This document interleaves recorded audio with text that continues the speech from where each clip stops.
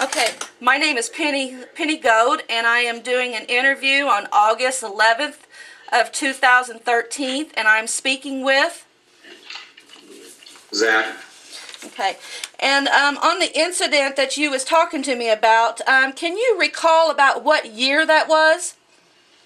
I believe it was 1992. Okay, and can you just describe the general area? Well, it would have been north of Curlew. We lived... Curlew where? Curlew, Washington. We lived, it was 12 miles south of the Canadian border, if I remember correctly.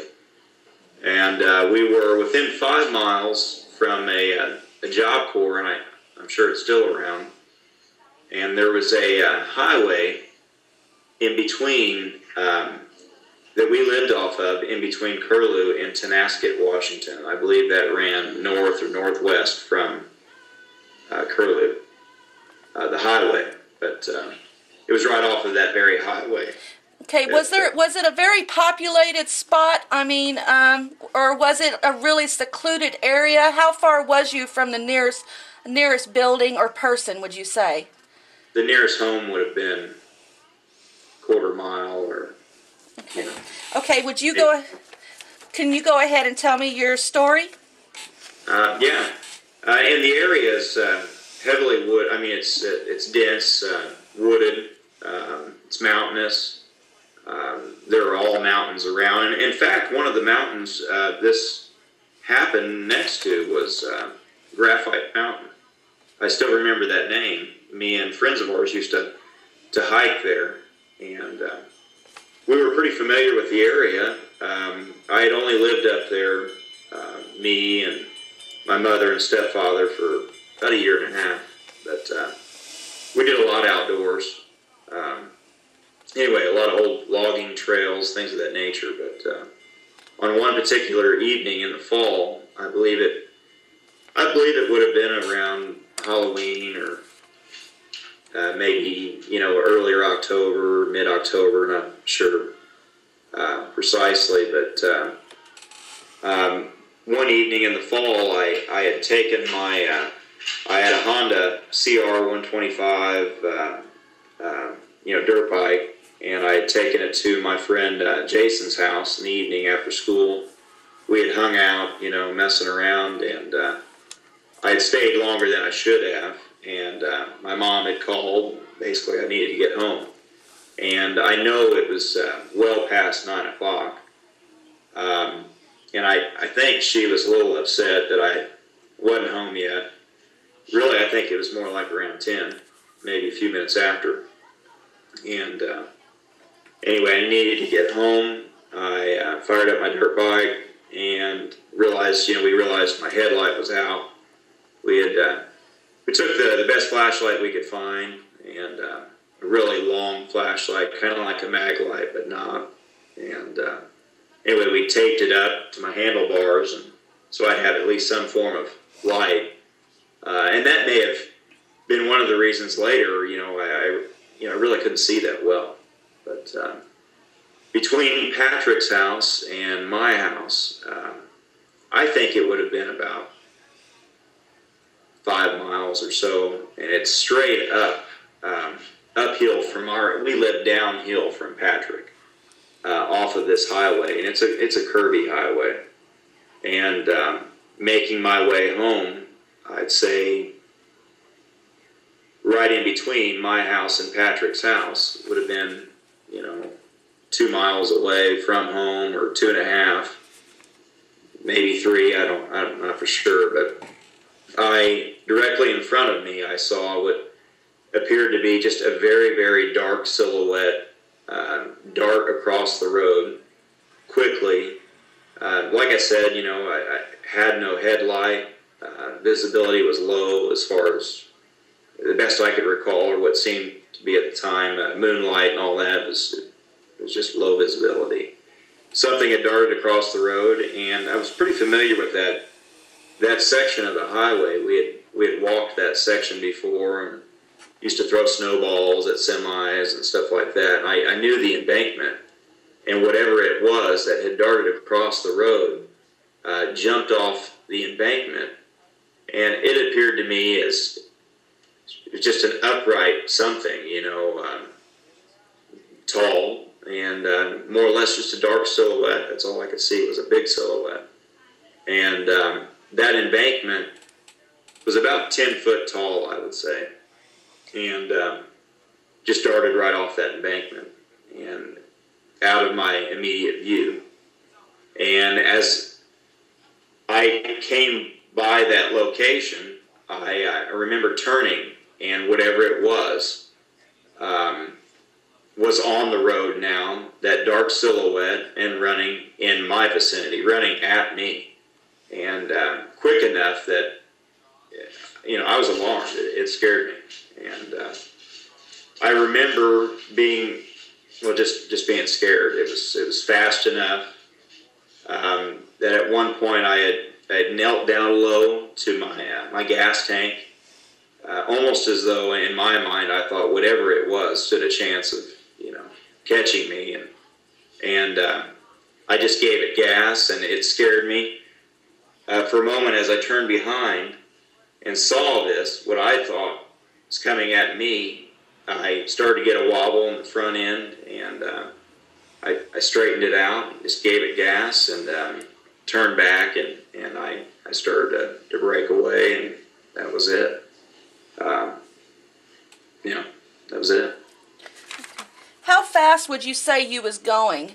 Was it as fast as it could possibly go? And how fast would that be? Well, it wasn't as fast as it could possibly go. It's a real curvy highway, and so I bet I was doing, probably 35. 35 miles an hour. Okay, and yeah. And when it was following you, was you going uphill or was you going downhill, or a little bit of both? Going downhill. And when I say following me, I just, just whatever it was, I remember this thought because I knew the embankment was it was about 10 feet, at least 8 feet, the embankment. And as I'm passing it, it took no time at all. As I'm passing it, for me to turn back around, that's what had really alarmed me also, I think, is the amount of time it would have taken for, whatever to make it back onto the road. I mean, that seemed pretty impressive to me. I mean, as far as a leap or whatever. But anyway. Can you tell me if that was a gravel road or what kind of a road was that? It was a paved highway, a 2-lane highway, and not a very well-traveled highway, really. I would say you could probably, you might see a car every 10 minutes, one car. Okay. You might see 3, 4 every 10 minutes. You never know, but.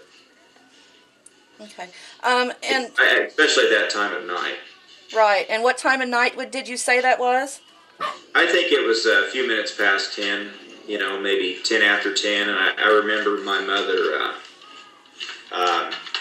she wanted me home by 10, so, Right. Shoots. Okay, so it was, as it was on the road, you said it was right directly behind you, or was it like off to the side a little bit, or? Directly behind me. Directly behind you. Okay, how did you know that it was directly behind you? I mean, you kept looking over your shoulder, right? I turned. I wouldn't say look over my shoulder, but I had turned, and just to see, and I understand. Now, did you notice any sound or a smell coming from it that you can recollect? No, I really didn't. Okay. And that's the other thing too. Those bikes are so loud. I mean, it's almost like a chainsaw or something. Or they can be, and it seemed as though mine was louder than it should have been. It had like an exhaust leak, and Yeah, I understand. It was real loud. So, how tall would you say that it was? It definitely, 7 foot or more. I mean, it's what it seemed to be. And it was definitely on 2 legs, would you say? Okay. Oh, yeah. And how close would you say that it got upon you? Oh, I'd say 10 feet, 8 feet, or it was hard to judge, honestly. But did you kind of but feel I just like... remember in my mind thinking that, wow, whatever this is closer than it should be. And I do remember that fear, dropping my chest to the fuel tank on the bike, hunkering down really, so whatever it was would stand less of a chance of getting you. Right. You know, what would you say the weather was like on that particular night? it was a clear evening. I mean, it wasn't, there was no rain, no... Had it been raining at all, like previously? No, I think it's pretty dry. It just fair conditions, really. It was really dark, it seemed to be, and then, I didn't have a headlight either, so that didn't help. And now, what impression did you get to why maybe it was following you or chasing you? I don't know that it was. I never really thought of it as necessarily an act of aggression or anything. I don't know. I've kind of thought about it off and on from since then. And I mean, I wonder if just it was not agitated by the sound alone. The bike or whatever. Or I don't know really. But is there any way possible it could have been a person? No, I really don't think so. And why do you not think so? Because of the general area, maybe, or even as dark as it was, I mean, I think I would have made out like a ball cap or something would have stood out, a coat, a flannel, or like I would have been able to make out any features of maybe some apparel or something, that. And then it was very tall. I mean, let's face it. I mean, not many people. I'm 6'2", and just not many people are that tall. Now, and then also the leap off the embankment, whatever it was when I first saw the initial leap off the embankment, and then to turn back around, and all of a sudden it's directly back on the road and coming in my direction. I mean that in itself, that seemed pretty... was you able to make out any, like, color or maybe a possible of the build, like being muscular, or maybe a hair, a hair silhouette, or even a face? I really couldn't see any I think of, you hear people talk up there about, Sasquatch and Yeti and all different kinds of terms, but... and I always think of like the movies or something, but I didn't make out any hair or any, facial features. Couldn't see the moonlight or glow on, off of eyes or just anything. I understand. One more question, Zach. Could you tell me what kind of effect that had on you after that incident? Well, I really made me a believer. I mean, I don't really know what I saw, but it made me a believer.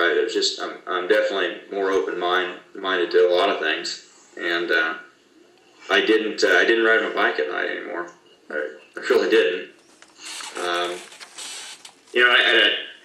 always been reluctant. I don't tell many people, about that incident or anything, and for fear of what they might think or what have you. But and I was younger too. But I understand. Well, Zach, thank you very much. You bet.